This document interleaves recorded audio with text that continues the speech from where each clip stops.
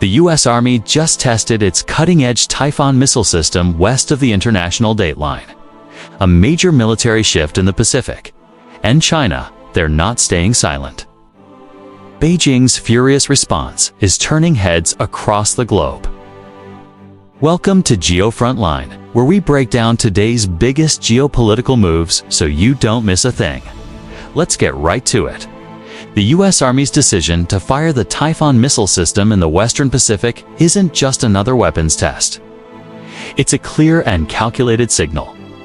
The Typhon system, capable of launching both Tomahawk cruise missiles and SM-6 interceptors, is one of America's most flexible land-based missile launchers.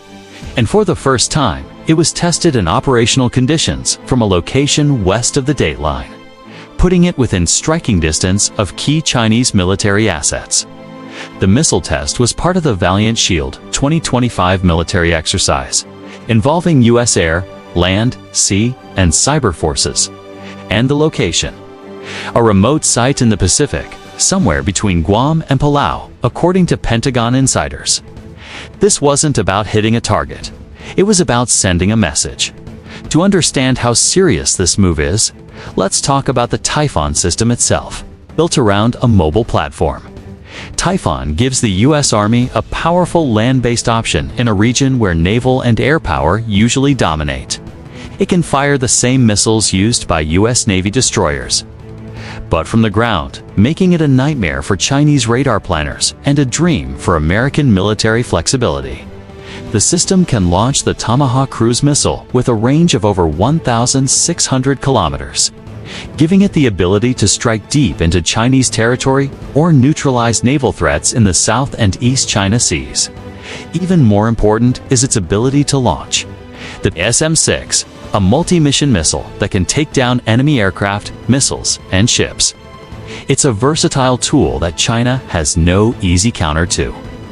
Now, China's reaction came quickly and sharply. Beijing accused Washington of provocation and warned that such actions could destabilize the region. The Chinese Ministry of Foreign Affairs stated that the U.S. was militarizing the Pacific and pushing the region closer to conflict. Chinese state media ramped up its rhetoric, claiming that the Typhon test was part of a wider plan to contain China's rise. But here's what's really worrying Beijing. The Typhon test wasn't a solo move. It's part of a larger pattern. The U.S. has recently deployed advanced systems to the Philippines, signed new defense deals with Japan and South Korea, and is increasing its military footprint across Micronesia. With the Typhon system now tested and ready, the U.S. has the ability to create land-based missile zones throughout the region. Zones that would directly threaten Chinese military bases, especially on Hainan Island and in the South China Sea. The symbolism of this test happening west of the international date line is also strategic. The date line often serves as an unofficial boundary for U.S. military influence in the Pacific. Testing west of it essentially means the U.S. is expanding its operational sphere right into Beijing's backyard. Chinese military analysts are particularly concerned because this kind of missile capability limits their ability to operate freely in what they call the First Island Chain, which includes Taiwan, the Philippines, and Okinawa. By moving beyond that chain, the Typhon test signals that the U.S. can project power into what China considers its strategic heartland. In response, China has conducted its own missile drills in the Taiwan Strait and in the Yellow Sea. Satellite images show increased activity at China's rocket bases, particularly those housing DF-17 and DF-26 missiles, some of which are explicitly designed to target U.S. naval assets. Chinese media also announced the deployment of new anti-ship missile units along the southern coast. But it's not just about missiles. Diplomatically, China has called on ASEAN nations to resist foreign military interference. A veiled reference to the U.S., they're also pressing regional allies like Cambodia and Laos to resist joining any kind of multilateral defense arrangement. Meanwhile, the U.S. is pushing hard to strengthen ties with key regional players like Vietnam and Indonesia, quietly building a coalition that could support American missile deployments if tensions escalate. let's not forget the bigger picture. This test comes as part of the U.S. Department of Defense's Replicator Initiative, a program designed to deploy thousands of autonomous systems across the Indo-Pacific in a short amount of time. Typhon fits into this strategy by adding highly mobile, land-based strike power that's cheaper and quicker to deploy than a carrier strike group. It's asymmetric warfare at scale, and it's changing the rules of the game. From a strategic standpoint, the Typhon system allows the U.S. to complicate China's calculus. In simpler terms, it forces Chinese commanders to plan for more threats from more locations with shorter reaction times. That alone could deter aggressive moves around Taiwan or in the South China Sea. But here's where things get even more interesting. There's growing speculation that future versions of the Typhon system could be deployed to Taiwan. That would be a massive escalation and likely trigger a strong Chinese response.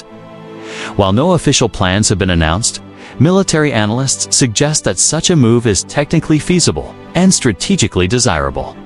From a U.S. perspective, especially as part of a broader deterrence strategy. Meanwhile, Japan is already working closely with the U.S. to integrate Typhon-like capabilities into its defense framework. Japan's recent doubling of its defense budget and its interest in long-range strike systems could make it an early adopter of similar technology, possibly hosted on the Ryukyu Islands, well within range of Taiwan and the Chinese coast. Australia is watching closely too. The recent AUKUS agreement includes cooperation on missile technologies, and some reports suggest Canberra is considering hosting U.S. long-range missile systems in northern Australia. If Typhon is part of that conversation, it would extend U.S. reach across the entire Indo-Pacific theater. Let's not forget Guam. This American island is becoming a fortress. With new missile defenses, airfields, and now the prospect of land-based offensive systems like Typhon, Guam is emerging as the unsinkable aircraft carrier the Pentagon always envisioned. And with China's missile arsenal growing, hardening Guam's defenses is a top priority. So what does all of this mean? The Typhon test isn't just a hardware showcase. It's a strategic chess move, one that adds a powerful new piece to America's Indo-Pacific presence. And with rising tensions over Taiwan, the South China Sea, and regional alliances, this test could be a preview of the next phase in U.S. China competition. One fought not just at sea or in the skies, but from hidden launchers deep in the Pacific jungle. We're witnessing the militarization of geography itself, where island chains, coastlines, and maritime boundaries are being reshaped by missile ranges, radar coverage, and launch vectors. In a world where deterrence is king, the U.S. just added a new crown jewel to its arsenal. Thanks for watching GeoFrontline. If you found this breakdown helpful, make sure to like, subscribe, and tap the bell so you never miss our deep dives into global strategy.